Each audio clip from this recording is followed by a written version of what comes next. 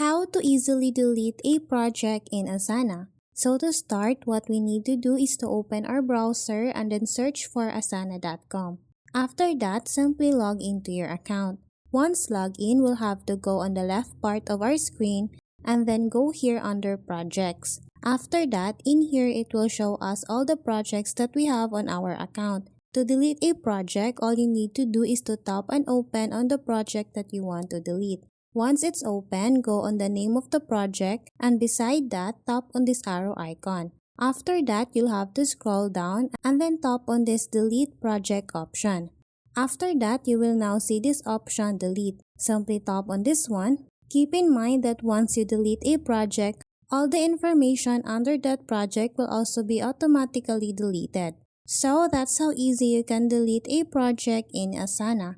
Thanks for watching, and if you find this video helpful, please don't forget to subscribe, hit the like button and then the notification bell so you won't miss any of our future videos. See you on the next one.